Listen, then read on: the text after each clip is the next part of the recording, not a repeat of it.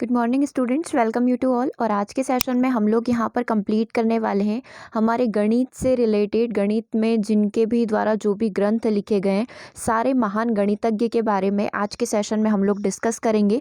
तो सेशन आप लोगों के लिए काफ़ी बेनिफिशियल रहने वाला है, तो आप कॉपी पेन लेकर बैठें।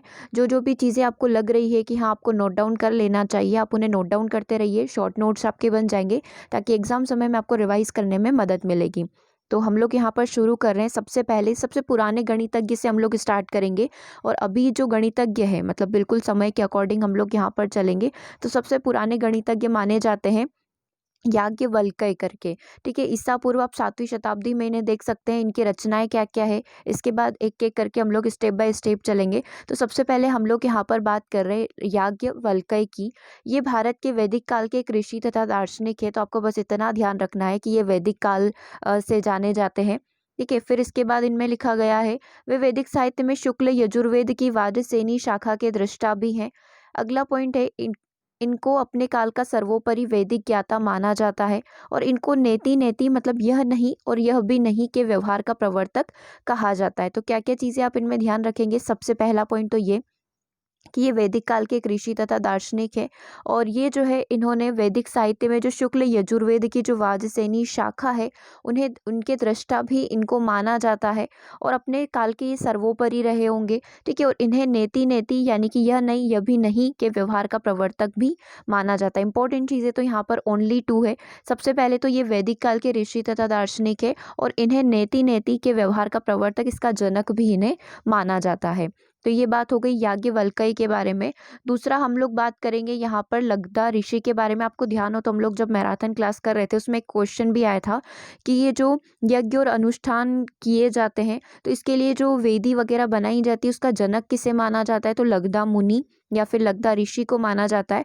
और एक क्वेश्चन और सेम बना था कि उत्तर से पश्चिम तक इसे आगे बढ़ाने का कार्य जो है किसके द्वारा किया गया है, तो उसका आंसर हमारा वहाँ पर हो गया था सुलभाकर के द्वारा किया गया है। तो इसी तरीके के क्वेश्चन आपसे एग्जाम में पूछे जाते, इस पर्टिकुलर पॉइंट से ही आपके 2 क्वेश्चन एग्जाम में पूछे गए थे और सेम पेपर में पूछे गए थे। ठीक है, तो यहाँ पर आपसे बताया गया है कि वैदिक ज्योतिष शास्त्र की जो पुस्तक वेदांग ज्योतिष के प्रणेता है कौन, लगदा मुनि या फिर लगदा ऋषि आप इन्हें बोल सकते हैं। इनका काल 1350 ईस्वी पूर्व माना जाता है। इनके ग्रंथ का उपयोग करके वैदिक यज्ञों के अनुष्ठान का समय निश्चित किया जाता था। इसे भारत में गणितीय खगोल शास्त्र पर आद्य कार्य माना जाता है। मतलब ये बहुत बड़ा कार्य था कि समय कौन सा यज्ञ अनुष्ठान करवाना है। तो समय निर्धारित करने के लिए लगदा ऋषि का जो गणित है, उनका जो ज्योतिष है वो प्रयोग यहाँ पर किया जाता था।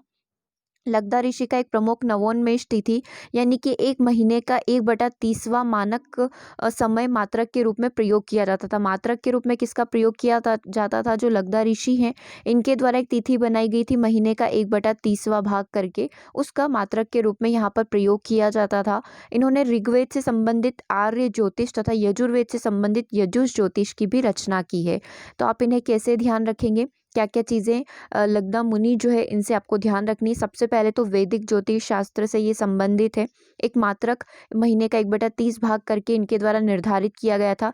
यज्ञ अनुष्ठान में जो समय निकाला जाता था उसके लिए इनका गणित जो है, इनका ज्योतिष जो है उसका प्रयोग किया जाता था। और इनकी रचना क्या है, जो हमारा आर्य ज्योतिष है और यजुर्वेद में जो हमारा यजुर ज्योतिष है, इनकी प्रमुख रचनाएं हैं। ठीक है, याज्ञवल्क्य का हमने पढ़ लिया, लगदा मुनि का पढ़ लिया। आगे हम लोग पढ़ते बोधायन का, मोस्ट इंपॉर्टेंट। भारत के प्राचीन गणितज्ञ शुल्ब सूत्र तथा शोध सूत्र के इनको रचयिता माना जाता है। ज्यामिति के विषय में प्रामाणिक मानते हुए सारे विश्व में यूक्लिड की ज्यामिति, आपको पता है यूक्लिड की ज्यामिति पढ़ाई हुई है और हम लोग भी ऑलरेडी पढ़ चुके हैं। लेकिन ऐसा माना जाता है कि यूक्लिड से पहले ही बोधायन ने ये जो ज्यामिति यूक्लिड के द्वारा दी गई है इसकी रचना कर दी थी। ठीक है, क्योंकि पहले से ही ये सारी चीज़ें भारत के जो गणितज्ञ हैं वो पहले ही खोज कर चुके थे। और आप देखेंगे अगर बात करी जाए भारत में कौन कौन से गणितज्ञ जिन्होंने ज्यामिति की जानकारी पहले से दे दी, तो उसमें सबसे पहला नाम आता है हमारे बोधायन का। इनके द्वारा जो दी गई है ज्यामिति वो भी काफ़ी प्रसिद्ध है। ठीक है, शुल्ब शास्त्र भी कहा जाता है इनके द्वारा दी गई चीज़ों को। और आप इनके द्वारा दिए गए ग्रंथों को यहाँ पर देख सकते हैं। बोधायन स्रोत स्त्रोत है। ठीक है, स्रोत सूत्र है। कर्मोद सूत्र है, द्वैत सूत्र है, गृह सूत्र है, धर्म सूत्र है और शुल्ब सूत्र है। ये सारे सूत्र जो है किसके द्वारा दिए गए हैं? बोधायन का जो सूत्र है उसके अंदर टोटल 6 ग्रंथ आते हैं, तो ये 6 ही ग्रंथ के नाम आपको यहाँ पर दिए हुए हैं। अगर आपसे क्वेश्चन पूछ लिया जाए कि शोध सूत्र किसके द्वारा दिया गया है, कर्मांत सूत्र किसके द्वारा, द्वैत सूत्र, गृह सूत्र, धर्म सूत्र, शुल्ब सूत्र, तो सारे ही बोधायन के द्वारा यहाँ पर दिए हुए हैं। अब देखो बोधायन के शुल्ब सूत्र में आपको किस किस की जानकारी मिलेगी। गणित और ज्यामिति के बहुत सारे परिणाम और प्रमेय आपको बोधायन शुल्ब सूत्र में मिल जाएंगे, जिसमें 2 का वर्गमूल का सन्निकट मान जो होता है 1.414 करके हम लोग निकालते हैं, तो उसकी अप्रोक्स जानकारी आपको यहाँ पर मिल जाएगी। पाइथागोरस प्रमेय की जानकारी, पाइथागोरस प्रमेय से रिलेटेड एक कथन जो इनके द्वारा दिया गया था वो भी आपको बोधायन शुल्ब सूत्र के अंदर मिल जाएगा। ठीक है, चलिए और आगे बढ़ते हैं और थोड़ी सी और बात हम लोग कर लेते हैं पाइथागोरस ट्रिक के बारे में। तो आपने पाइथागोरस ट्रिक जो है, आप स्पंद जो है ये भी एक गणितज्ञ हैं। इन्होंने क्या करा था, यज्ञ वेदी में समकोण बनाने के लिए, आपको पता है यज्ञ वेदी जब यज्ञ वगैरह किए जाते हैं तो पूरी वेदी उसकी रेडी की जाती है, तो पाइथागोरस ट्रिक का वो प्रयोग करते थे और इसी को आज जो है पाइथागोरस ट्रिक के नाम से जाना जाता है। अब आप इसको देखेंगे, 3, 4 और 5 को मिलाकर ये बनाते थे अपना यज्ञ। देखो हम लोग अगर पाइथागोरस प्रमेय सॉल्व करेंगे, समकोण त्रिभुज बनाकर सॉल्व करेंगे, तो हमें पता होता है 3 का स्क्वायर 4 का स्क्वायर जब हम लोग करते हैं तो वो बराबर होता है 5 के स्क्वायर के। 3 का स्क्वायर कितना होता है 9, 4 का स्क्वायर कितना होता है 16। जब आप इन दोनों को जोड़ेंगे तो ये किसके बराबर आ जाएगा, 25 के, यानी कि लंब का वर्ग प्लस आधार का वर्ग बराबर हो जाएगा हमारे कर्ण के वर्ग के। इसी तरीके से दूसरा भी होता है, 5 का स्क्वायर आप करेंगे 25, 12 का स्क्वायर करेंगे 144। जब आप इन दोनों को जोड़ेंगे तो आंसर आपका आएगा 169, जो कि 13 के वर्ग के बराबर होगा। इसी तरीके से 8 का स्क्वायर 15 का स्क्वायर जोड़ोगे आप तो यहाँ पर 289 आएगा, जो कि 17 के स्क्वायर के बराबर होगा। तो ये जो स्क्वायर बनाने की जो ट्रिक है, ये पाइथागोरस ट्रिक के बारे में पाइथागोरस से पहले ही बात कर दी थी। आप स्तंभ बने किसमें, जब वो यज्ञ वेदी में समकोण त्रिभुज बनाकर पूरा अरेंजमेंट करते थे तो वहां पर इसका प्रयोग किया जाता था, जो कि पाइथागोरस ने भी बताया था। ठीक है, तो एक बार जितना भी हमने पढ़ा है उसको पहले रिवाइज कर लेते, उसके बाद ही आगे बढ़ेंगे। सबसे पहले हमने पढ़ा था याज्ञवल्क्य के बारे में, फिर से लिख देते हैं, याज्ञ वकल्य के बारे में पढ़ते हुए हमने सेशन की शुरुआत करी थी। वैदिक काल से ये जाने जाते हैं, नेति नेति के प्रवर्तक इन्हें जाना जाता है। ठीक है, ये पहला हमने पढ़ा था। और नेति नेति का मतलब क्या होता है अगर आपसे पूछ लिया जाए तो यह नहीं और यह भी नहीं है इसका मीनिंग। दूसरा हमने पढ़ा था लगदा ऋषि या लगदा मुनि के बारे में। ठीक है, इन्हें वैदिक ज्योतिष शास्त्र के नाम से जाना जाता है। वैदिक ज्योतिष शास्त्र की रचना जो इनके द्वारा की गई है, यज्ञ अनुष्ठान में जो मानक समय क्या होगा निर्धारित करने में इनका बहुत योगदान है। ठीक है, इनके द्वारा रचना की गई है आर्य ज्योतिष की, और यजुर्वेद के अंदर यजुर ज्योतिष की रचना इनके द्वारा लगदा मुनि के द्वारा की गई है। ठीक है, और इन्हें पूरा ज्योतिष शास्त्र का जनक आप मान सकते हो। यज्ञ वेदी का निर्माण कैसे करना है सारी जानकारी इनके द्वारा मिलेगी आपको। फिर हमने पढ़ा बोधायन के बारे में। बोधायन के बारे में क्या क्या इंपॉर्टेंट जानकारी हम लोगों ने देखी, रिवाइज कर लेते। शुल्ब सूत्र 6 ग्रंथ उनके द्वारा दिए गए हैं, शोध सूत्र, कर्मात सूत्र, द्वैत सूत्र, धर्म सूत्र करके एक शुल्ब सूत्र मेन है और एक गृहस्थ सूत्र है। ठीक है, और यूक्लिड की ज्यामिति से पहले ही इन्होंने सारी जानकारी दे दी थी। यदि आप भारत की बात करें तो ज्यामिति से रिलेटेड प्रसिद्ध रचनाकार में बोधायन का नाम सर्वप्रथम आएगा। और उनके शुल्ब शास्त्र जो है उसके अंदर √2 का वर्गमूल यानी कि 2 का जब वर्गमूल निकाला जाता है उसका सन्निकट मान निकालने की जानकारी दी गई है। पाइथागोरस प्रमेय का जो स्टेटमेंट है पहले से बोधायन जो ग्रंथ है, बोधायन का जो हमारा शुल्ब शास्त्र है उसके अंदर पहले से मिलता है। ठीक है, और भी इंपॉर्टेंट चीज़ें इसके अंदर है, जैसे कि एक इंपॉर्टेंट चीज़ इसके अंदर रह गई थी, इन्होंने जो शुल्ब सूत्र बताया है, शुल्ब का मीनिंग क्या होता है यदि आपसे ये पूछ लिया जाए तो शुल्ब का मीनिंग होता है नापने की रस्सी या डोरी। कभी आपसे इसका डिटेल पूछ लिया जाए कि शुल्ब शास्त्र इन्होंने बनाया है, इसमें इन्होंने जानकारी दी है, तो शुल्ब शास्त्र का मीनिंग क्या होता है, नापने की रस्सी या डोरी। ठीक है, यज्ञ और वेदी रचना करना भी बोधायन के जो शास्त्र है उनके अंदर इसकी जानकारी मिलती है। ठीक है, फिर हमने आप स्तंभ के बारे में देखा। आप स्तंभ ने बताया पाइथागोरस ट्रिक के बारे में कि जब आप इस प्रकार से समकोण त्रिभुज बनाकर यज्ञ वेदी की रचना करते हैं तो इस प्रकार से पाइथागोरस ट्रिक नाम से जाना जाता है इनका कॉन्सेप्ट। ठीक है, आप स्तंभ के बारे में हम लोगों ने देख लिया। अब हम लोग यहाँ पर बात करेंगे ज्यामिति की बोधायन शुल्ब सूत्र, जो हमने बोधायन शुल्ब सूत्र की जानकारी अभी देखी थी कि शुल्ब सूत्र का मतलब क्या होता है, नापने की रस्सी या डोरी। तो इन्होंने शुल्ब सूत्र में वर्ग, आयत आदि ज्यामिति रूपों की रचना की विधि बताई कि आप वर्ग कैसे बनाओगे, आयत कैसे बनाओगे, वही शुल्ब रस्सी के माध्यम से। इसमें एक ज्यामिति आकार के क्षेत्रफल के समान क्षेत्रफल वाला दूसरा ज्यामिति आकार बनाने की भी विधियां यहाँ पर दी गई है। कोई भी आपने एक ज्यामिति आकार ले लिया, वर्ग ले लिया, तो इससे आप समान क्षेत्रफल का दूसरा ज्यामिति आकृति कैसे बना सकते हो, इसकी विधियां भी किसके अंदर मिलेगी, आपको बोधायन शुल्ब सूत्र के अंदर मिलेगी। ठीक है, इतना कंप्लीट है। याज्ञवल्क्य को कंप्लीट कर चुके हैं, लगदा मुनि हो चुके हैं, बोधायन हो चुके हैं, आप स्तंभ हो चुके हैं। अब बात करते हैं हम लोग पाणिनि की। देखो, संस्कृत भाषा के सबसे बड़े अगर कोई नाम आता है तो उसमें पाणिनि का नाम आता है। ठीक है, और क्या क्या जानकारी हम लोगों को पाणिनि के बारे में ध्यान रखनी है। इनके व्याकरण जो इनके द्वारा दिया गया उसका नाम अष्टाध्यायी, इसमें 8 अध्याय हैं और लगभग 4 सहस्त्र सूत्र का प्रयोग यहाँ पर किया गया है। देखो, संस्कृत भाषा में तो इनका प्रमुख योगदान है ही सही, लेकिन इन्होंने हर जगह अपना कार्य किया है। अष्टाध्यायी मात्र व्याकरण का ग्रंथ नहीं है, बल्कि अपितु आप इसमें देखेंगे भारतीय समाज का पूरा चित्र मिलता है। इसमें भूगोल, सामाजिक, आर्थिक, शिक्षा, राजनीतिक जीवन, दार्शनिक चिंतन, खान पान, रहन सहन, सभी की जानकारी आपको इसके अंदर पाणिनि का जो अष्टाध्यायी ग्रंथ है इसके अंदर जानने को मिलेगी। फिर यहाँ पर लिखा हुआ है, इनका थोड़ा सा डिटेल आप चाहें तो देख सकते हैं। पिंगलराव कुल में जन्मे भारत के प्राचीन गणितज्ञ और छद्म सूत्र के रचयिता हैं। इनका काल 400 ईस्वी पूर्व से 200 ईस्वी पूर्व अनुमानित है। ठीक है, मतलब जन्म काल थोड़ा सा यहाँ पर बताया हुआ है इनके इतिहास के बारे में। जनश्रुति के अनुसार यह पाणिनि के अनुज थे। छंद सूत्र में मेरु प्रस्तार यानी कि पास्कल त्रिभुज, ये मोस्ट इंपॉर्टेंट चीज़ है पाणिनि के बारे में। इनका जो छंद सूत्र है उसमें मेरु प्रस्तार, जिसे पास्कल त्रिभुज बोला जाता है, और द्विआधारी संख्या यानी कि बाइनरी नंबर, और बाइनोमियल थ्योरम यानी कि द्विपद प्रमेय की जानकारी आपको यहीं से मिलेगी। जैसे कि हम लोग देखते हैं कि एक फ्रांस के गणितज्ञ हैं, फ्रांस के गणितज्ञ का नाम भी बहुत आता है, जिनका नाम है ब्लेज पास्कल करके।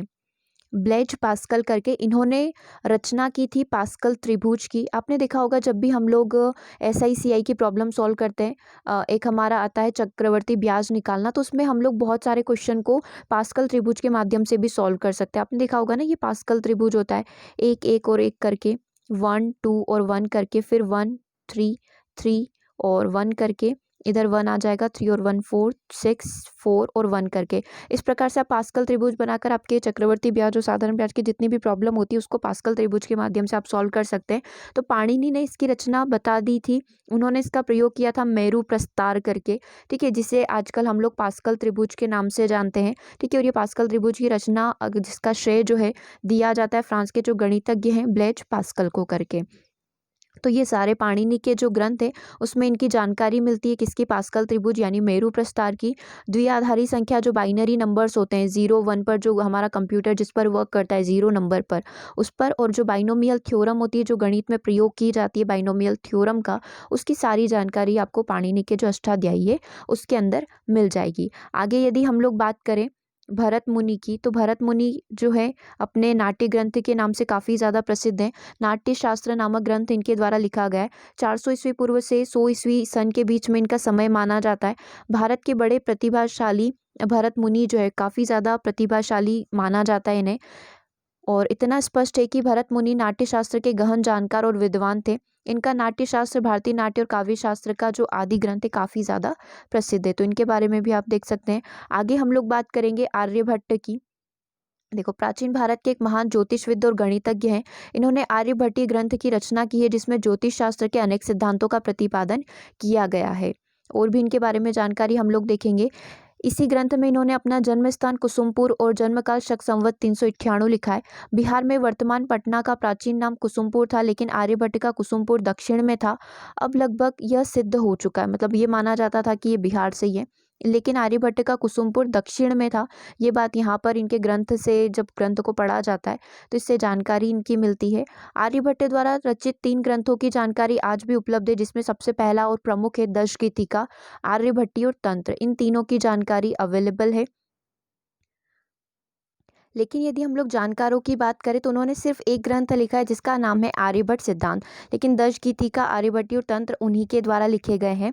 ठीक है, अब इन ग्रंथ में किसकी जानकारी मिलती है? इस ग्रंथ में आप देखेंगे वर्गमूल, घनमूल, समांतर श्रेणी और विभिन्न प्रकार की जो समीकरणें हैं उनकी जानकारी आपको आर्यभट्टीय सिद्धांत जो है उससे मिल जाएगी। किसी भी संख्या का वर्गमूल कैसे निकाला जाता है, घनमूल कैसे निकाला जाता है, जो अरिथमेटिक प्रोग्रेशन सीरीज होती है एपी जीपी आप इसे बोलते हैं, तो एपी जो है उसका निर्माण जो है इसकी जानकारी जो है आर्यभट्ट सिद्धांत वाला जो ग्रंथ है उसके अंदर मिल जाएगी। आर्यभट्ट का योगदान आप देखेंगे हर जगह मिलता है, चाहे वो पाई की वैल्यू निकालने का बात हो या फिर पृथ्वी की धुरी बताने की बात हो, सब जगह आर्यभट्ट ने अपना स्टेटमेंट पहले से दे रखा था। गुप्तकाल या स्वर्ण युग के नाम से जाना जाता है भारत के इतिहास में इस काल को। उस समय भारत ने साहित्य, कला और विज्ञान के क्षेत्र में अपना अभूतपूर्व प्रगति की थी। उस समय मगध स्थित नालंदा विश्वविद्यालय ज्ञानदान का प्रमुख और प्रसिद्ध केंद्र था। देश विदेश से विद्यार्थी जो है वहाँ पर पढ़ने आते थे और ये नालंदा विश्वविद्यालय के कुलपति भी रहे हैं। और यदि आर्यभट्ट की बात करें तो भारत और विश्व के ज्योतिष सिद्धांत पर बहुत ज़्यादा प्रभाव रहा है किसका? आर्यभट्ट का। और सबसे ज़्यादा प्रभाव आपको कहाँ पर देखने को मिलेगा? केरल के जो ज्योतिष परंपरा है उस पर आप सबसे ज़्यादा प्रभाव आर्यभट्ट के द्वारा जो दिए गए कॉन्सेप्ट हैं उनका आपको देखने को मिलेगा। और हमने ये कॉन्सेप्ट एक बार पहले भी डिस्कस किया था कि जब आर्किमिडीज ने पाई की वैल्यू निकाल कर बताई थी उससे काफ़ी समय पहले और काफ़ी एक्यूरेट वैल्यू आर्यभट्ट ने निकाल दी थी, लगभग 476 ईस्वी से 550 ईस्वी जो इनका कार्यकाल रहा है उसमें। ठीक है, और कैसे निकाली थी ये आप थोड़ा सा यहाँ पर देख सकते हो। उन्होंने पाई की वैल्यू को निकालने का एक तरीका बताया था कि परिधि और व्यास के अनुपात से। ठीक है, परिधि जो वृत्त होता है उसकी परिधि और उसके व्यास के अनुपात से इन्होंने पाई की वैल्यू निकाली थी। कुछ इस प्रकार से इनकी वैल्यू थी 0.3141596 करके। इस तरीके से उन्होंने बहुत एक्यूरेट वैल्यू आर्किमिडीज से भी पहले पाई की निकाल कर दे दी थी। ठीक है, तो ये आप यहाँ पर ध्यान रख सकते हैं। और इन्होंने क्या करा था, इन्होंने खगोल विज्ञान में सबसे पहली बार उदाहरण के साथ यह घोषित किया था कि पृथ्वी स्वयं अपनी दूरी पर घूमती है। ये भी किसके द्वारा बताया गया है? आर्यभट्ट के द्वारा बताया गया है। और भी बहुत सारी रचनाएं, बहुत सारे कॉन्सेप्ट इनके द्वारा दिए गए। आर्यभट्ट ने ज्योतिष शास्त्र के आजकल के उन्नत साधनों के बिना ही, बिना किसी साधन के उन्होंने बहुत सारी चीज़ों की खोज कर दी थी। कोपरनिकस ने खोज की थी कि उसकी खोज आर्यभट्ट 1000 वर्ष पहले ही कर चुके थे। मतलब कोपरनिकस के द्वारा जो खोज की गई थी पृथ्वी की दूरी को लेकर, उससे काफ़ी समय पहले ही आर्यभट्ट ने उसकी खोज कर दी थी। और देखिए इसमें जो है गोलपात जो आर्यभट्ट का ही एक ग्रंथ का एक हिस्सा है, उसमें आर्यभट्ट ने लिखा है कि नाव में बैठा हुआ मनुष्य जब प्रवाह के साथ आगे बढ़ता है तो उसे सारी चीज़ें उल्टी जाती हुई दिखाई देती है, जैसे अचल वृक्ष, पाषाण पर्वत सारे उल्टी गति में जा रहे होते हैं। सेम कॉन्सेप्ट उन्होंने ये भी बताया था कि उसी प्रकार गतिमान पृथ्वी पर से स्थिर नक्षत्र भी उल्टी गति में जाते हुए दिखाई देते हैं, क्योंकि पृथ्वी अपनी गति पर है, पृथ्वी अपनी दूरी पर घूमती है। तो यहाँ पर जितने भी ग्रह नक्षत्र है तो वो उस उल्टी गति में, उल्टी दिशा में जाते हुए दिखाई देते हैं। तो यही कॉन्सेप्ट हमारा धरती पर भी लगता है और सेम हमारे ग्रह नक्षत्र जो होते हैं उन पर भी ये चीज़ अप्लाई होती है। इसके द्वारा, इनके द्वारा बताया गया है कि इस प्रकार आर्यभट्ट ने सर्वप्रथम ये सिद्ध किया कि पृथ्वी अपने अक्ष पर घूमती है। इन्होंने सतयुग, त्रेता, द्वापर और कलयुग को बिल्कुल समान यहाँ पर माना है। इसके बाद देखिए आर्यभट्ट के अरबी में अनुवाद के पश्चात बीजगणित पर मोहम्मद इब्न मूसा अल ख्वाज़िरमी, बहुत सारे क्वेश्चन आपको ध्यान भी होगा अल ख्वाज़िरमी से पूछे जाते हैं, इन्होंने एक मुकाबले का आयोजन करवाया था। तो इसमें इनकी पुस्तक में सन्निकट मान जो है उसका उल्लेख किया गया। आर्यभट्ट का जब ग्रंथ है उसका जब अरबी में अनुवाद किया गया था मोहम्मद इब्न मूसा अल ख्वाज़िरमी के द्वारा, तो इन्होंने पाई की जो वैल्यू है इसका वर्णन किया था अपने ग्रंथ में, जो कि आर्यभट्ट के द्वारा दिया गया। तो वहाँ से पूरी जानकारी मिलती है कि भारत वालों को पहले से इन सब चीज़ों की जानकारी होती है। चलिए अगले अगर अपन बात करें क्षेत्रमिति और त्रिकोणमिति की, तो यहाँ पर गणितपाद जो इनके द्वारा लिखा गया ग्रंथ है, दशगीतिका हो गया, गणितपाद हो गया, गोलपाद हो गया, सारे के सारे आर्यभट्ट के द्वारा लिखे गए हैं। और इन्होंने इसमें त्रिकोण का क्षेत्रफल निकालना बताया कि जब भी आपको त्रिभुज का क्षेत्रफल निकालना हो तो कैसे निकाला जाता है, उसमें इस शब्द का प्रयोग किया गया है, इसका प्रयोग किया गया सूत्र का, त्रिभुजस्य फल शरीरम समदल कोटि भुजा संवर्ध, जो कि हम लोग बोलते हैं कि त्रिभुज का क्षेत्रफल क्या होता है, लंब के साथ भुजा के आधे के गुणनफल के परिणाम के बराबर होता है। त्रिभुज का क्षेत्रफल हम लोग निकालते हैं ना आधा, यानी कि यहाँ पर लिखा हुआ है आधे के गुणनफल के बराबर 1/2 आधार इंटू ऊंचाई, ऊंचाई में आपका लंब हो जाएगा और भुजा आपकी क्या बन जाएगी, आधार बन जाएगी। तो यहाँ पर आपको जानकारी मिलती है आर्यभट्ट के ग्रंथ में त्रिभुज का क्षेत्रफल निकालने की, किसके अंदर मिलती है, गणित पाठ के अंदर ये पूरी जानकारी मिलती है। और साथ ही आपको यहाँ पर त्रिज्या यानी कि साइन की जानकारी भी मिलती है, हमारा जो साइन कोस tan होता है उसकी जानकारी यहाँ पर मिलती है। इन्होंने ज्या शब्द का प्रयोग इसके लिए किया था, अर्ध ज्या शब्द का प्रयोग किया था जिसका मतलब होता है अर्धतंत्री। फिर नॉर्मल बोलने की भाषा में इसे ज्या कहने लगे, और जब अरबी में इसका अनुवाद किया गया तो ज्या को क्या पढ़ा गया, वहाँ पर ज्या को पढ़ा गया जीबा। ठीक है, क्योंकि आपने देखा होगा प्रोनाउंसिएशन सबका अलग अलग होता है, तो अरबी में इसे जीबा कहा गया, संस्कृत में इसे ज्याई कहा जाता है, और नॉर्मल शब्द का प्रयोग किया गया था इसके लिए अर्ध ज्या करके। चलिए आगे हम लोग बात करेंगे वराहमिहिर की। वराहमिहिर अपने पंच सिद्धांतिका के लिए काफ़ी ज़्यादा प्रसिद्ध है। तो ईसा की 5वीं-6वीं शताब्दी के बाद भारतीय गणितज्ञ एवं खगोलज्ञ वराहमिहिर हुए। इन्होंने अपने पंच सिद्धांतिका में सबसे पहले बताया कि अयनांश, जो कि हम लोग ज्योतिष शास्त्र में प्रयोग करते हैं, ठीक है, अयनांश का मान जो है 50.32 सेकंड के बराबर होता है। यह चंद्रगुप्त विक्रमादित्य के नवरत्नों में से भी एक थे। कौन? वराहमिहिर। उज्जैन में उनके द्वारा विकसित किया गया गणितज्ञ विज्ञान का गुरुकुल 700 वर्ष तक काफ़ी ज़्यादा अद्वितीय रहा, फेमस रहा। वराहमिहिर बचपन से ही काफ़ी ज़्यादा मेधावी और तेजस्वी छात्र थे। अपने पिता आदित्य दास से परंपरागत गणित एवं ज्योतिष सीखकर इन क्षेत्रों में व्यापक शोध कार्य इनके द्वारा किया गया है।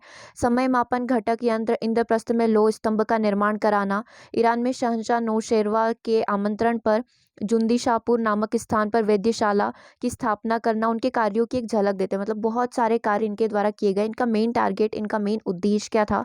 गणित एवं विज्ञान को जनहित से जोड़ना। गणित और विज्ञान का प्रयोग हर जगह हो पाए, ये इनका मेन लक्ष्य था। वस्तुतः ऋग्वेद काल से ही भारत की यह परंपरा रही है। वराहमिहिर ने पूर्णतः इसका परिपालन किया है। 550 ईस्वी के लगभग इन्होंने 3 महत्वपूर्ण पुस्तकें, एक बृहजातक करके, एक बृहत संहिता करके और पंच सिद्धांतिका की रचना की है। इसमें क्या क्या जानकारी मिलती है? एक तो त्रिकोणमिति के महत्वपूर्ण सूत्र इसमें दिए हुए, जो कि वराहमिहिर के त्रिकोणमिति ज्ञान के परिचय हैं। मतलब वराहमिहिर ने भी त्रिकोणमिति की जानकारी दी है। किस किस से जानकारी मिलती है? एक तो बृहजातक ग्रंथ जो लिखा हुआ है, बृहत संहिता लिखी हुई है, और पंच सिद्धांतिका इनके द्वारा लिखा गया है। चलिए अगले गणितज्ञ है हमारे भास्कराचार्य प्रथम। भास्कराचार्य प्रथम का जन्म एक निषाद परिवार में 600 ईस्वी पूर्व के लगभग हुआ था। भास्कर प्रथम भारत में 7वीं शताब्दी के गणितज्ञ रहे। संभवतः उन्होंने ही, ऐसा माना जाता है कि उन्होंने ही सबसे पहले हिंदू दार्शनिक पद्धति यानी कि जो दशमलव प्रणाली है इसके बारे में जानकारी दी थी। और आपने एक चीज़ और देखी होगी कि जब भी हम लोग अंक गणित की बात करते हैं तो उसमें जो व्यक्त राशि होती है उसकी जानकारी, और बीज गणित के अंदर जो अव्यक्त राशि यानी कि जो अज्ञात राशि है, उन्हों के द्वारा ही इनकी बात की गई थी। उन्होंने इन दोनों के बीच में डिफरेंस बताया था कि अंक गणित और बीज गणित में अंतर क्या होता है। अव्यक्त राशि जैसे कि वो एक्स मानते थे, और फिर एक्स के बाद एक अननोन वैल्यू हमारे सामने आती है, उसकी वैल्यू निकालना। तो ये जो एक्स का जन्म हुआ है अव्यक्त राशि से किसी भी चीज़ की वैल्यू ज्ञात करना, वो भास्कराचार्य प्रथम के द्वारा ही दी गई है। ठीक है, इसीलिए उनके द्वारा बीज गणित भी माना जाता है कि बीज गणित का पूरा निर्माण उनके द्वारा ही किया गया है। और भी इसके द्वारा यहाँ इसमें दिया हुआ है, उन्होंने आर्यभट्ट की कृतियों पर टीका लिखा है। जो आर्यभट्ट के द्वारा जो ग्रंथ लिखा गया है आर्यभट्टियम करके, उस पर एक टीका जो है भास्कराचार्य प्रथम के द्वारा लिखा गया है। इसका नाम आप देख सकते हैं, आर्यभट्टी भाष्य करके। तो ऐसा कंफ्यूज ना होना कि आर्यभट्टियम किसके द्वारा लिखा गया है, तो आर्यभट्ट के द्वारा लिखा गया है। ठीक है, जिसमें दश गीतिका, घोलपात और ये सारी चीज़ें आ जाती है। आर्यभट्टीय भाष्य किसके द्वारा लिखा गया, इस पर एक टीका जो है भास्कराचार्य प्रथम के द्वारा लिखा गया है। साथ ही इनके द्वारा जो है महाभास्करी एवं लघु भास्करी करके 2 खगोल शास्त्री ग्रंथ भी लिखे गए हैं। और संस्कृत में लिखी गई पहली पुस्तकें गणित को लेकर, ये भी आप ध्यान रख सकते हैं। संस्कृत में पहली बार किसके द्वारा लिखी गई थी? भास्कराचार्य के द्वारा लिखी गई थी। ठीक है, तो ये महत्वपूर्ण जानकारी हो गई हमारी भास्कराचार्य के बारे में। आगे हम लोग बात करेंगे ब्रह्मगुप्त की। ये भी प्रमुख गणितज्ञ हैं। गुर्जर प्रदेश भीनमाल के अंतर्गत आने वाले प्रख्यात शहर उज्जैन की अंतरिक्ष प्रयोगशाला के ये प्रमुख थे। कौन? ब्रह्मगुप्त। और इनके बारे में जानकारी देख लेते हैं। आगे दिया हुआ है, और इस दौरान इन्होंने 2 विशेष ग्रंथ भी लिखे हैं। किसने? ब्रह्मगुप्त ने। एक तो लिखा है ब्रह्मस्फुट सिद्धांत, और दूसरा लिखा है खंड खाद्य, जिसे आप खंड खाद्य पद्धति के नाम से भी जानते हैं। तो ये दोनों किसके द्वारा लिखे गए? ये दोनों लिखे गए ब्रह्मगुप्त के द्वारा। ठीक है, यहाँ तक हो गया। आगे बात करते हैं श्रीधराचार्य की। ये भी हमारे भारत के प्रमुख गणितज्ञ हैं। इन्होंने शून्य की व्याख्या की है तथा द्विघात समीकरण को हल करने संबंधी जो सूत्र होते हैं उनका प्रतिपादन इनके द्वारा किया गया है। कि तो ये इसके अंदर आप ध्यान रख सकते हो। और क्या क्या चीज़ें इनके द्वारा बताई गई है, तो 750 ईस्वी के लगभग 2 प्रसिद्ध पुस्तकें आती थी, जिसमें पहला नाम है त्रिशतिका, जिसे पाटीगणित सार भी कहा जाता है, और दूसरा है पाटीगणित और गणित सार। मतलब ये दोनों जो बुक है किनके द्वारा लिखी गई है, त्रिशतिका, पाटीगणित सार और गणित सार, ये दोनों इन्हीं के द्वारा लिखी गई है। वर्गात्मक समीकरण आप 6th क्लास में जब बुक आपने देखी होगी तो वहाँ पर एक वर्ग समीकरण निकालने का श्रीधराचार्य फॉर्मूला आता है, ax² + bx + c, वो इन्हीं के द्वारा प्रतिपादित किया गया है, जिसे श्रीधर नियम अथवा हिंदू नियम के नाम से भी जाना जाता है। पाटीगणित जो है, पाटीगणित सार और त्रिशतिका उनकी उपलब्ध रचनाएं हैं जो मूलतः अंक गणित और क्षेत्र व्यवहार से संबंधित है। श्रीधराचार्य विधि आप यहाँ पर देख सकते हैं, लिखा हुआ है ax² + bx + c, इसको निकालने का फॉर्मूला होता है। और यदि आप इसको थोड़ा सा और आगे बढ़ाएंगे, इस प्रकार की समीकरण को निकालने का फॉर्मूला होता है -b + -b² +4ac/2a करके, इसके माध्यम से हम लोग वर्ग समीकरण का जो है फॉर्मूला निकाल सकते हैं और किसी भी वैल्यू को फाइंड आउट कर सकते हैं। अगले गणितज्ञ के बारे में बात करते हैं, लल्लाचार्य इनका नाम है। ये भी ज्योतिषविद साथ ही गणितज्ञ भी हैं। ठीक है, ये शांब के पौत्र तथा भट्ट त्रिविक्रम जो है उनके पुत्र माने जाते हैं। इनकी प्रसिद्ध रचना है शिष्यधि वृद्धि तंत्रम, यानी कि शिष्य की बुद्धि बढ़ाने वाला तंत्र। इस ग्रंथ की रचना इनके द्वारा की गई है और ये स्वयं को आर्यभट्ट का शिष्य बताते हैं कि ये किसके शिष्य हैं, आर्यभट्ट के शिष्य हैं। आगे हम लोग बात करेंगे आचार्य वीरसेन की। तो आचार्य वीरसेन 8वीं शताब्दी के भारतीय गणितज्ञ और जैन दार्शनिक है। इन्हें प्रखर वक्ता और कवि भी माना जाता है। धवला जो है या फिर जय धवला इन्हें बोला जाता है। जय धवला इनकी प्रसिद्ध रचनाएं हैं, जहाँ पर इन्होंने क्या करा है, वृत्त की परिधि और उसके व्यास निकालने के लिए एक सूत्र बताया, जिस सूत्र का आप यहाँ पर देख सकते हो सूत्र को, C = 3D + 16D + 60 / 113D। तो ये किसके द्वारा दिया गया, ये आचार्य वीरसेन के द्वारा दिया गया। किसी भी वृत्त की परिधि को उसके व्यास के माध्यम से आप निकाल सकते हैं। आगे हम लोग बात करें महावीराचार्य की, तो ये भी भारत के प्रसिद्ध ज्योतिषविद और गणितज्ञ, गुलबर्ग के निवासी थे, जैन धर्म के अनुयायी है। सबसे जो प्रसिद्ध खोज आप बोल सकते हैं स्टेटिस्टिक्स सांख्यिकी जब हम लोग पढ़ते हैं उसमें हम लोग परम्यूटेशन और कॉम्बिनेशंस निकालते हैं, यानी कि क्रमचय और संचय निकालते हैं। तो उसकी खोज जो है सबसे पहले जो है महावीराचार्य जो महाराज हैं उनके द्वारा की गई थी। ठीक है, और भी बहुत सारी खोज इनके द्वारा की गई है, जैसे कि पहले आप देख लें, वे अमोघवर्ष प्रथम नामक महान राष्ट्रकूट राजा के आश्रय में रहते थे। क्रमचय व संचय की संख्या का सामान्य सूत्र इनके द्वारा दिया गया है। n डिग्री वाले समीकरण, जैसे कि n नंबर तक हमें उस समीकरण की वैल्यू निकालनी हो तो उसका भी सूत्र निकालने का जो तरीका है वो इनके द्वारा प्रस्तुत किया गया है। चक्रीय चतुर्भुज के कई गुणों को प्रकाशित इनके द्वारा किया गया है। ठीक है, ऋणात्मक संख्याओं के वर्गमूल नहीं बनते हैं, ये इनके द्वारा बताया गया है। समांतर श्रेणी के पदों के वर्ग वाली श्रेणी में n पद योग निकालना, जैसे कि हम लोग अरिथमेटिक प्रोग्रेशन निकालते हैं, समांतर श्रेणी निकालते हैं। जैसे कि हमको कोई भी संख्या दी गई होती है 1 2 4 या फिर 0 से स्टार्ट करो, 0 2 4 6, इसका अगर अपन इसको 60 पदों तक लेकर जाएं तो इसका योग कितना बनेगा, इन सब संख्याओं का योग कितना बनेगा। तो वो एक एक संख्या काउंट करने से अच्छा है कि हम लोग वो वाला फॉर्मूला लगा दे अरिथमेटिक प्रोग्रेशन का, ये वाला n/2 2a + n-1d करके यदि आप ये फॉर्मूला लगाते हैं तो मात्र एक लाइन में आप इसका आंसर निकाल सकते हैं। तो ये फॉर्मूला जो है n पदों तक योग ज्ञात करने का जो श्रेय है वो भी महावीराचार्य को जाता है, और दीर्घवृत्त की परिधि और इससे रिलेटेड सूत्र निकालने का श्रेय भी महावीराचार्य ने जो है अपने जो सिद्धांत है उनके अंदर दिया हुआ है। चलिए, आज अभी तक हमने जितना भी पढ़ा है उसको पहले रिवाइज कर लेते हैं, उसके आगे कुछ और गणितज्ञ बचे हैं जिनको हम लोग अगले सेशन में डिस्कस कर लेंगे। तो सबसे पहले हमने किनके बारे में पढ़ा था उनको सबसे पहले ही हम लोग डिस्कस करेंगे। सबसे पहले हमने पढ़ा था याज्ञवल्क्य के बारे में, फिर से लिख देते हैं। तो इन्होंने क्या बोला था, याज्ञवल्क्य जो है इन्होंने क्या बोला था, वैदिक काल के जाने जाते हैं, बहुत पुराने हैं, और साथ ही नेति के प्रवर्तक यह भी नहीं के प्रवर्तक माना जाता है याज्ञवल्क्य को। दूसरे पॉइंट की यदि हम लोग बात करें तो दूसरा पॉइंट था हमारा लगदा मुनि।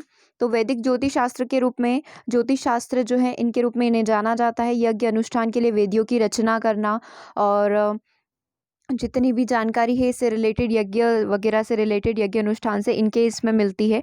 और इन्होंने आर्य ज्योतिष और यजुष ज्योतिष की रचना जो है लगदा मुनि के द्वारा की गई थी, और सुलभाकर के द्वारा इनकी जो प्रथा है उसको आगे बढ़ाने का कार्य किया गया था। 2 नाम हो गए। तीसरा हमने पढ़ा था बोधायन के बारे में।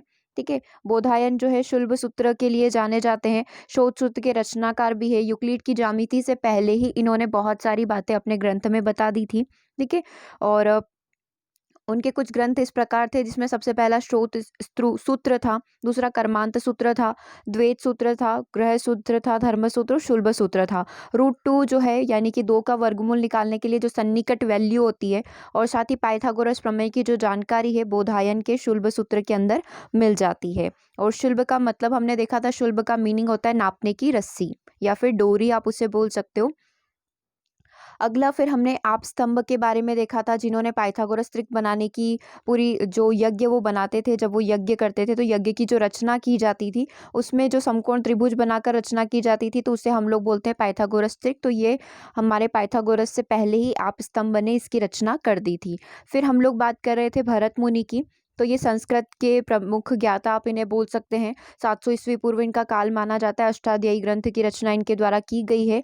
और मेरु प्रस्तार यानी कि जो पास्कल त्रिभुज है उसके बारे में इनके ग्रंथ में बताया हुआ है, क्योंकि इनका जो अष्टाध्यायी ग्रंथ है जिसमें 8 अध्याय और 4 सहस्त्र सूत्र हैं, उसमें इन्होंने गणित ही नहीं, संस्कृत ही नहीं, सभी चीज़ों का वर्णन किया। आपके खान पान से रिलेटेड ए टू जेड सारी चीज़ों की जानकारी आपको इसके अंदर मिल जाएगी अष्टाध्यायी के अंदर, है ना। तो ये सारी चीज़ें पाणिनि से संबंधित थी, और इन्होंने बाइनोमियल थ्योरम, द्विघाती समीकरण आदि की जानकारी भी आपको इनके ग्रंथ में देखने को मिलेगी, किनके, पाणिनि के। 5 हो गए। अगला फिर हमने बात किया था भरत मुनि की, जो कि नाट्य शास्त्र के प्रणेता है और काफ़ी ज़्यादा प्रसिद्ध थे। फिर हमने बात की थी आर्यभट्ट के बारे में। आर्यभट्ट जो है कुसुमपुर, जो कि दक्षिण में स्थित है, वहाँ से माने जाते हैं। दशगीतिका, गोलपाद करके, और इनके द्वारा जो है आर्यभट्ट और तंत्र और दशगीतिका 3 रचना की गई है। आर्यभट्टियम माना जाता है कि आर्यभट्टियम इनका ग्रंथ है, उसके अंदर बहुत सारे भाग हैं। सबसे पहला भाग ही गोलपाद को माना जाता है, जिसमें उन्होंने वर्गमूल, घनमूल, समांतर श्रेणी वगैरह की रचना की है। समीकरण का ज्ञान उनके द्वारा दिया गया है। पाई की वैल्यू निकालने का सबसे पहले जो बात है वो आर्यभट्ट के द्वारा, आर्किमिडीज से पहले ही उनके द्वारा बता दिया गया था, ठीक है। और ज्या जो है, जिसे हम लोग साइन बोलते हैं, उसकी जानकारी अर्ध ज्या के रूप में इनके द्वारा दी गई थी। और पृथ्वी की धुरी के बारे में भी आर्यभट्ट के द्वारा बताया गया है। फिर हम देखते हैं वराहमिहिर के बारे में। पंच सिद्धांतिका के रचयिता इन्हें बोला जाता है, ठीक है। और इनके द्वारा 3 प्रमुख ग्रंथ हैं, एक तो पंच सिद्धांतिका है, बृहद संहिता है, और बृहद जातक करके, ये हमारे वराहमिहिर की रचनाएं हैं। और उज्जैन गुरुकुल का प्रमुख भी इन्हें माना गया है, किन्हें, वराहमिहिर को। अगला हमने बात करी थी फिर भास्कर प्रथम की। देखो, भास्कर प्रथम की बात हमने करी थी, उसमें हमने देखा था 600 ईस्वी पूर्व इनका काल माना जाता है। दशमलव पद्धति का माना जाता है कि यहीं से शुरू हुई है। लघु भास्करी, महासागरी, महाभास्करी जो है उसके रचयिता इन्हें माना जाता है। और आर्यभट्ट भाष्य जो है, इसका टीका जो है भास्कराचार्य प्रथम के द्वारा लिखा गया है, ठीक है। ये हमने पढ़ा। उसके बाद हमने पढ़ा था ब्रह्मगुप्त के बारे में। ब्रह्मगुप्त ने ब्रह्मस्फुट सिद्धांत की रचयिता करी है, और एक खद्य खाद्य करके है, उसकी रचना जो है खंड खाद्य करके ब्रह्मगुप्त के द्वारा की गई है। उज्जैन अंतरिक्ष प्रयोगशाला के प्रमुख जो है ब्रह्मगुप्त को यहाँ पर माना जाता है, ठीक है। सारे पॉइंट नहीं, लेकिन जो इंपॉर्टेंट है और हमें याद रखना ही है उनको हम लोग अभी डिस्कस करें। फिर हमने देखा था श्रीधराचार्य विधि के बारे में। श्रीधराचार्य जो गणितज्ञ है, शून्य की व्याख्या इनके द्वारा की गई है। त्रिष्टिका, पाटीगणित और गणित सार इनके द्वारा लिखे गए प्रमुख ग्रंथ है। श्रीधर नियम जो है, हम लोग जब कोई भी द्विघात समीकरण दी जाती है तो उसका फॉर्मूला जिस तरीके से निकालते हैं, कोई भी समीकरण हमें दी हुई है, ax² + bx + c = 0 होता है, तो उसमें आप a और b और c की वैल्यू कैसे निकालेंगे, तो वो यहाँ पर दिया गया है श्रीधराचार्य के द्वारा। उसके आगे यदि हम लोग बात करें लल्लाचार्य, तो इनके द्वारा जो है ये आर्यभट्ट के शिष्य खुद को मानते हैं। और शिष्य वर्धती तंत्रम जो है, यहाँ पर लिख देती हूँ मैं नाम, थोड़ा सा संस्कृत हुआ है। शिष्यधि वृद्धति तंत्रम करके जो है इनके द्वारा लिखा गया ग्रंथ है, ठीक है। और उसके बाद हमने बात करी थी आचार्य वीरसेन की, जो कि जैन दार्शनिक है। आचार्य वीरसेन की हमने बात करी थी, जैन दार्शनिक के। इनके द्वारा जो है धवला रचना, जिसे जय धवला भी बोला जाता है, इसकी रचना की गई थी। इसमें इन्होंने जो व्रत की परिधि जो है उसका सूत्र निकालना बताया था, कि यदि आपके पास व्रत का व्यास दिया हुआ है तो आप उसकी परिधि कैसे निकाल सकते हो, तो वो इनके ग्रंथ जो धवला है उसके अंदर मिलता है। फिर हमने डिस्कस किया था महावीराचार्य के बारे में, क्रम से संचय यानी कि जो परम्यूटेशन कॉम्बिनेशन होता है उसके फॉर्मूलाज एन डिग्री तक उसकी वैल्यू निकालना और समांतर श्रेणी में एन पद तक वैल्यू निकालना, ये इनके द्वारा बताया गया। चक्रीय चतुर्भुज की जानकारी जो है, चक्रीय चतुर्भुज की सारी जानकारी आपको इनके ग्रंथ में मिलेगी और साथ ही दीर्घवृत्त की परिधि निकालने का जो तरीका है और उससे रिलेटेड जो सूत्र है उसका प्रतिपादन भी महावीराचार्य के द्वारा किया गया है। ओके, तो ये हमने अभी 15 गणितज्ञ के बारे में डिस्कस कर लिया है। इसके आगे जितने और 10 और बचे हुए, टोटल हमें 25 डिस्कस करने थे, वो हम लोग अगले सेशन में डिस्कस करेंगे। सेशन कैसा लगा कमेंट करके ज़रूर बताइएगा। मिलेंगे हम लोग नेक्स्ट सेशन में, आपका लाइव सेशन होगा 6 PM पर। Okay, thank you for watching.